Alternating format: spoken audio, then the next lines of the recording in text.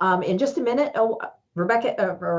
Tessa has started the recording, so good. Thank you, Tessa. We are going to record this morning's session. As we know, a lot of people involved in the hospitality business are really busy at this time of day, and quite frankly, it was hard to figure out a time when they aren't really busy. So whether they're with guests or getting ready for the day, so we do want to make sure that all the information shared today is available on our website for anyone to access after this meeting.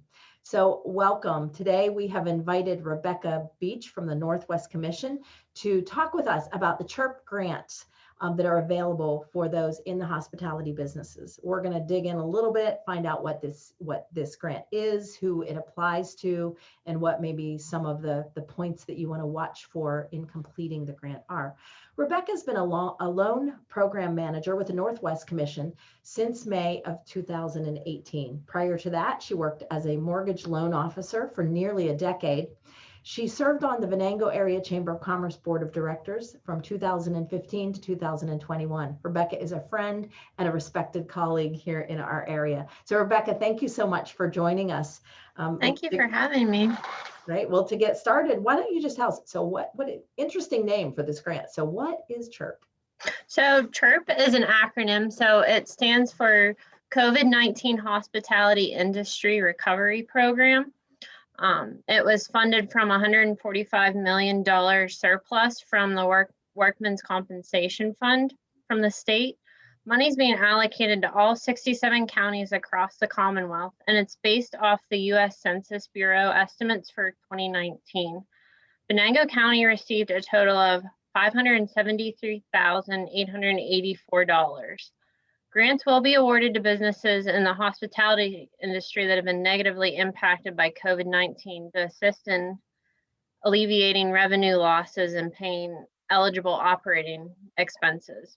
Grants will be awarded in amounts beginning in $5,000 in $5,000 increments up to $50,000. In addition to accepting applications for Venango County, the Commission is also accepting applications for businesses located in Clarion, Forest, and Warren County. Great. We know that a lot of people in hospitality network with other restaurants, lodging owners. So if you've got friends that say, well, nobody in my county has really talked about this grant, remind them that Rebecca and the Northwest Commission are open to helping them get through their grants. So we've been through a lot in the last year, and sometimes there's confusion and lack of clarity. Is this truly a grant, or is there a loan aspect to CHIRP? No, so it is a grant as long as the business meets all the requirements of the program as far as providing the documentation. It's completely forgivable. They do have to sign a W-9 at the time that the money is awarded. Great. Good to know that, because no tricky stuff in there. So who qualifies? The idea of hospitality is pretty broad, and it's my understanding there are some pretty clear-cut rules as to who actually can qualify for this. Can you explain who that is and how they would know for sure, and where there might be a little bit of trickiness in that? So it is for-profit businesses that are registered with a NAICS code, which NAICS stands for North American Industry Classification System, that begin in the number 721 or 722. And this includes businesses that provide accommodations, RV parks, recreational camps, rooming, boarding houses, special food services, drinking places, including bars that don't serve food, restaurants, and other eating places. How we verify your NAICS code is off of your most recently provided tax return. Okay, so if you go like, I don't really know my NAICS code, call your accountant or check your tax return, and you'll be able to find that out. Rebecca, and I apologize, I didn't prepare you for this question, but I'm just curious. Are NAICS codes something that can change? If I'm a business that is focused on one aspect of my business, but my NAICS code doesn't qualify me for, is that the kind of thing where I can say, well, technically my business has kind of shifted its focus? Do you know the answer to that? Yeah, so what you could be registered under the 2019 tax year, your NAICS code could change to when you file in 2020. So if that's the case, like, because we do ask for your 2019 tax returns, because for the most part, everybody should have that completed. And then if your 2020 tax return is completed, we ask you to provide a copy of that. So if your 2019 would have a NAICS code that's not the 721 or the 722, you can file under an eligible NAICS code for 2020. Like, there's actually been a few people that have done that. Okay, yeah, it was my understanding that we have some hospitality businesses that actually do a lot of different things, and they, you know, they may be under one. We have in rural areas, a lot of businesses do that. We dip our toe into a lot of different kind of businesses. Well, there's some businesses too that had filed where they didn't like even classify themselves. So even though they are an eligible business under 2019 taxes, they didn't classify themselves under an eligible NAICS code. But for 2020 they did. So then they would be eligible for the program. Oh, perfect. Well, it's good to know they can do that. A good example when it may be really beneficial to have an accountant or a professional that can help you through that. Yeah, because I'm not 100% sure with how that process goes, like how you go about changing your NAICS code and registering. So that is a good accountant question. Okay, great. If there's listeners that want follow up on that, we certainly could try to contact one of the accountants locally and see if there's any help we can give you with that. So let's talk a little bit about the process of applying. We already have had a question submitted asking about the deadline.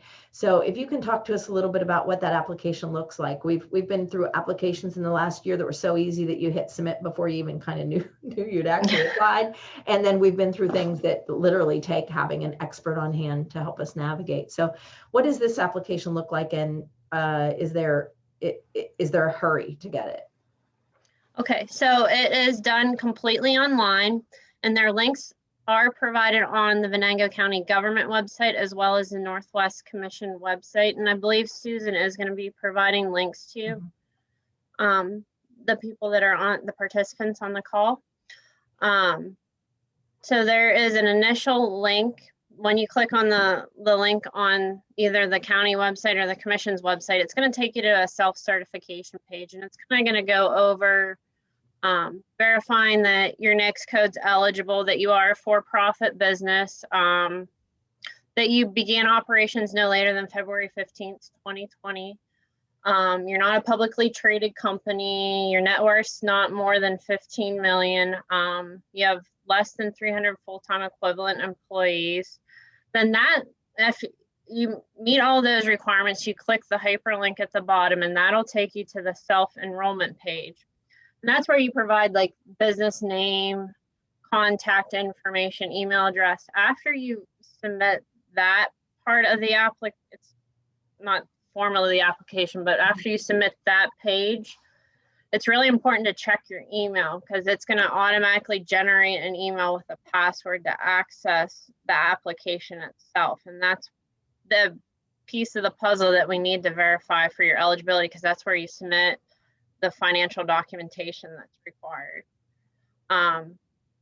So, and do you want me to go over the documentation we need? I mean, I touched on it briefly. Sure. I mean, briefly, since we're not going to share the screen on that, we won't.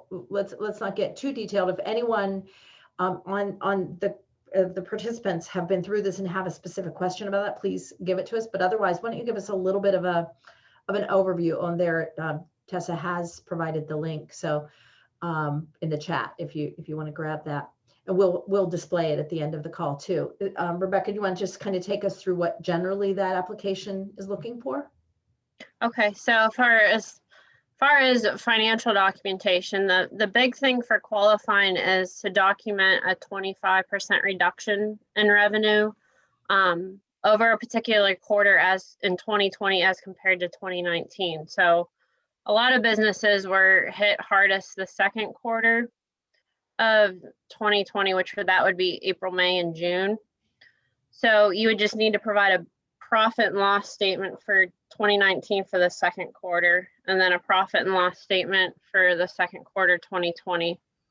And then we do need the 2019 tax returns, and then 2020 tax returns if they're completed, if not 2020 profit and loss.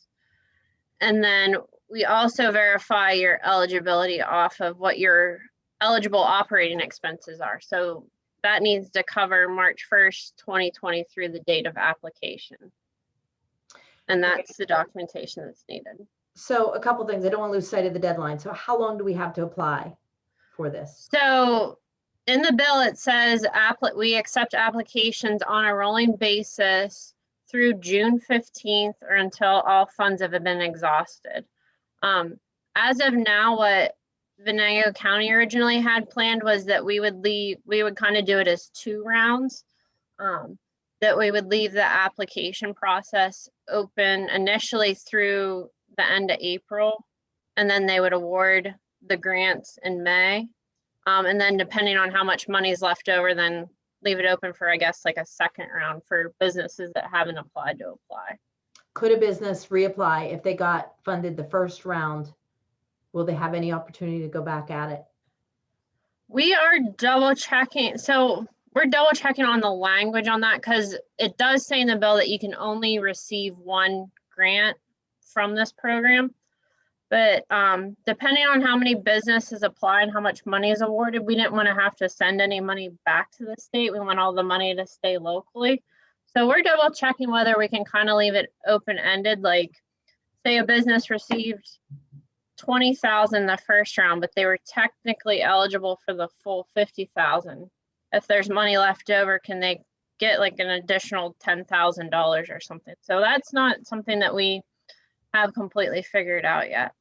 Great, but wonderful to know that we have people in our region that are looking out for our businesses and trying to make sure that we've closed all the possibilities. So Yeah. Appreciate your thinking of that.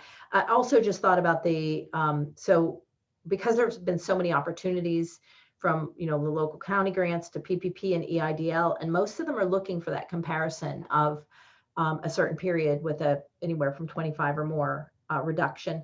Is there any competitiveness of this? So if I got the PPP and or the EIDL or any other grants, am I restricted on getting the CHIRP? No, so there is like a prioritization part of this grant. So if you receive PPP or EIDL, it doesn't disqualify you from receiving this grant.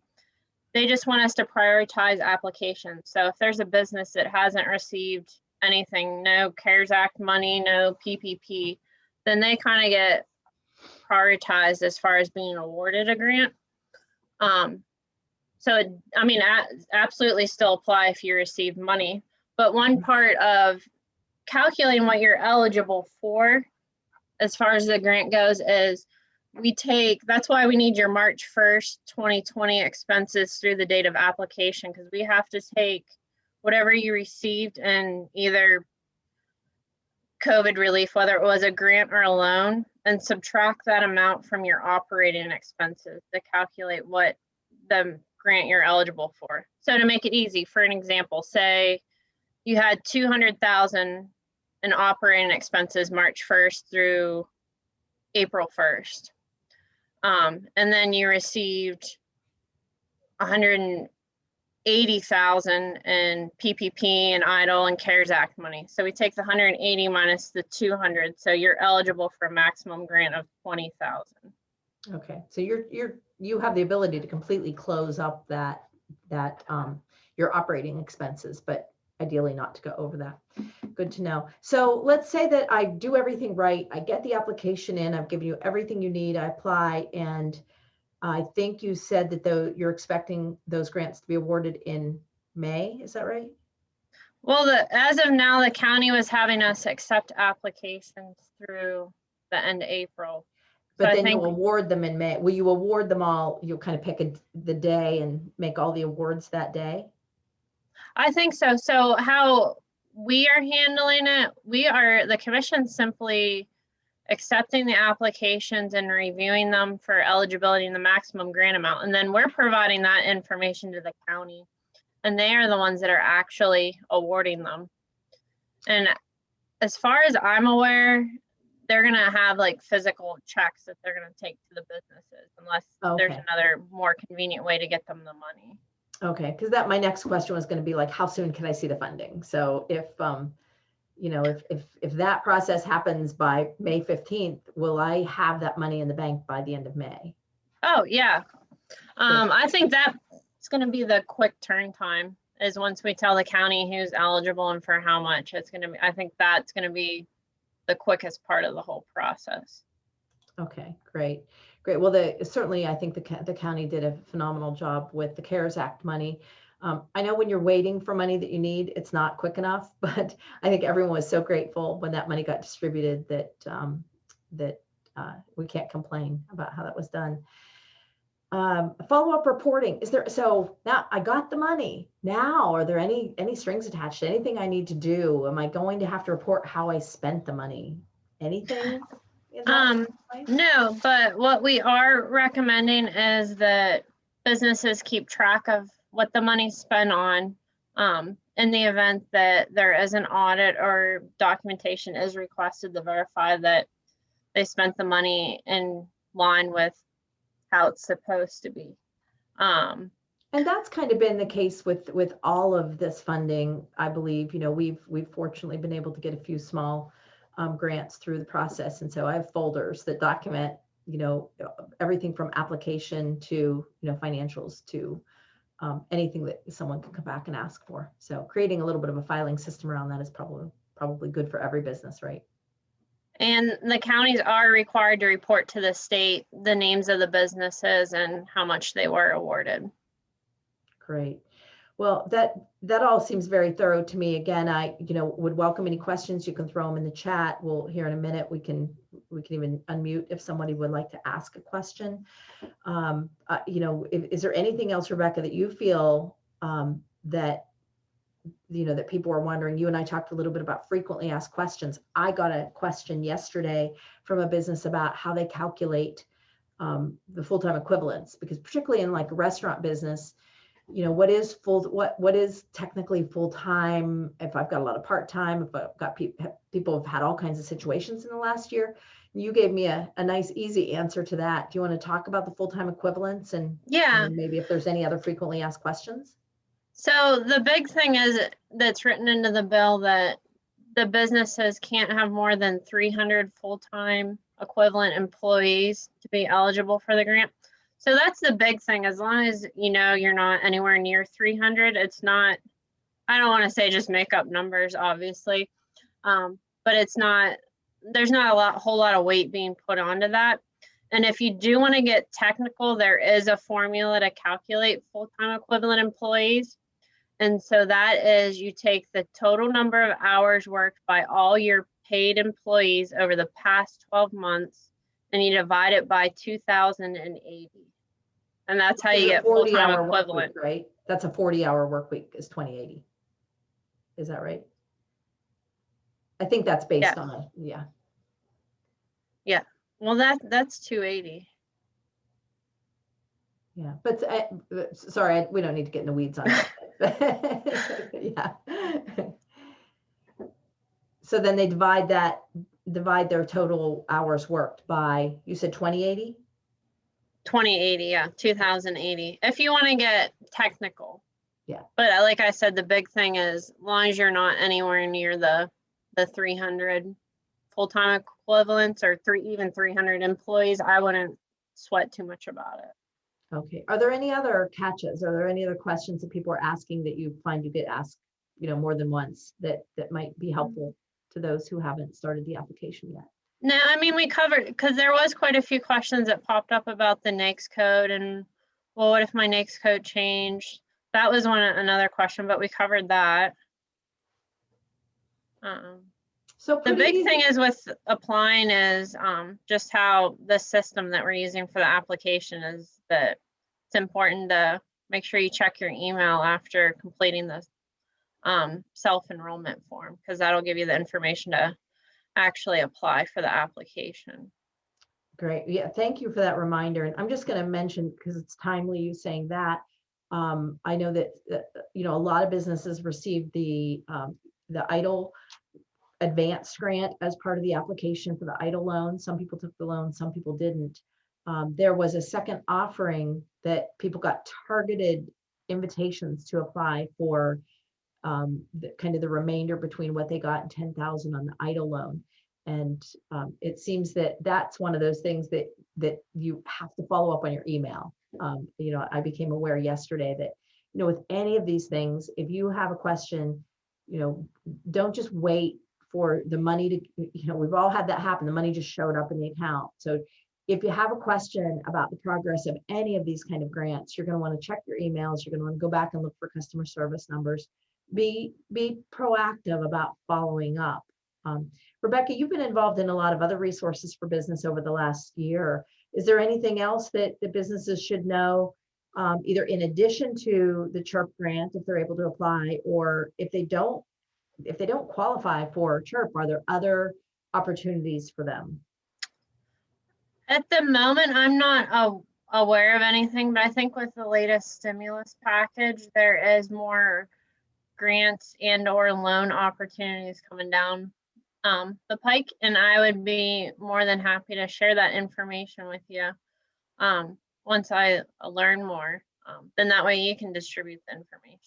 Great. You can take note here of Rebecca's contact information. She is really accessible. If you happen to be in Oil City, you can walk up the street and knock on her window, probably. That's how accessible Rebecca is. You might just see her over a lunch hour in town. So we're, again, so fortunate to have her right here in the community. And I know she serves the entire region with just the same vigor, regardless of where you're located. So we've got her number and her cell phone number there, the links to the applications. And a reminder that the Northwest Commission, really wants to be your financial partner in success. So we really are so optimistic that coming out the other side of this pandemic, there are going to be businesses that really are looking forward to growth, that they're going to want to expand their business, add to their business, maybe start a new business. And the Northwest Commission is a terrific partner in helping fund those kind of projects. Am I right, Rebecca? You get excited about that? Yep, because that's what I also help with. So, but yeah, if you guys get into the CHIRP application, any step of it, and you're not sure, feel free to call or email me and I'll walk you through it. And worst case too, because some people have been having difficulty uploading the documentation, just because that's not their niche, and that's completely understandable. I'd be more than happy to come pick it up, or you can just email it to me, or because it doesn't have to physically be attached to the application. Of course, that's the easiest to keep everything together. But if papers, what works best for you, we can work with that too. Great. Well, I want to invite any other questions. Is there anyone that would like to either throw something in the chat, or feel free to unmute yourself if you find it easier to ask Rebecca anything now? We just have a few minutes left, and then we'll wrap up. Anything? Maybe one last question I'd have, Rebecca. I think you have, at least my understanding, you and the commissioners have a pretty good sense of how many businesses, and Dan, give me just a minute and I'll let you speak here, have a pretty good sense of how many businesses in our region would qualify based on NICS codes. Are you finding that the businesses are getting their applications in, or do we have work to do to be encouraging businesses to apply? I feel like there's a lot more people that could potentially be eligible that haven't applied yet, or haven't gone the whole way through the process. Like they completed the self-enrollment form, but then they never went in and completed the application. So, and like you said, we don't want to have to send money back to the state if we can keep it right here in our region. So let's encourage each other to keep going. Dan, what would you like to offer? Yes, I just have a small B&B, and your examples were geared toward larger businesses with employees. It's just myself, and I don't really have expenses unless I have income. I could claim loss of income from previous years. So is this grant for me, or should I still apply, or what is your recommendation? I would recommend still applying. I mean, obviously, without seeing all your financial information, I don't know like what you have for all your expenses, but it could still be something you might be eligible for. I mean, if you have the time, I think it's worth it to at least see what you might be eligible for. Or if you want to talk to me separate off the call too, and go over stuff in a little more detail, we can too. Okay. Great. Rebecca, I was thinking, as you mentioned about the different types of businesses, you mentioned, I think, like even campgrounds could be eligible for this. Mhm. Um, it is at least my understanding and somewhat my observation that many of the campgrounds had record years because of COVID. I mean, people wanted to get outside and camp. Does that become a barrier to them getting help? Because, you know, we don't know what the future's bringing. If they had a record year, can they still apply? Well, even it all goes down to the quarter. Like if they had a 25% reduction in revenue one particular quarter compared to the same quarter the next year, then they might be eligible. Like your 2019 taxes could show you made $1 million in revenue, and then 2020 could show 1.2 million, but then if you have a particular quarter that shows a 25% reduction, I mean, you're still eligible. And I mean, as long as you have the expenses too. Yeah, and I'm sure that there were some businesses that actually came out of 2020 doing pretty well because we were so proud of how businesses reacted and found innovative ways to get through. But boy, that second quarter was tough because much by mandate and some by just, you know, personal kind of lack of knowing what to do. A lot of businesses just kind of hunkered in and closed. So they may have recovered, but if they can, and does it have to be the second quarter or can it be second, Oh third, or no, fourth quarter? it could even be the first quarter, third quarter, fourth quarter. That's just most businesses were hit hardest the second quarter, so it was easiest for them to provide that information. Right. But I can imagine that if, you know, if you had a business that relied on weddings, that, you know, third quarter is a really, really popular wedding venue kind of time. So you know, could be different. Well, great. It's a lot of information. Again, you know, we're gonna record this, so you'll be able to review this again. Please reach out to Rebecca if she can help you in any way. And please, please, please share this information. You know, let people know, you know, whether you're going out someplace to eat or you're, you know, friends with someone that owns any kind of a lodging facility. We want to share the information. This is a resource. We have full expectations that money, be it grants or loans or whatever that comes into our region, stands a really good chance of staying in our region and building the economy of Venango County and our neighbors who we care very, very much about. So thank you, Rebecca, for joining us today, for all of the information and the offer to be available to us. So as always, if we can bring you information that gives clarity here from the Venango Chamber, we'd be happy to offer additional webinars, do follow up on this one or on other topics that help you do business better. Remember that you are not alone. We are here to help you. So have a great day. It looks like another beauty. So let's all get outside, get some vitamin D, and just be ready to continue with a great year. So thanks so much, Rebecca. Thank you. The rest of you later.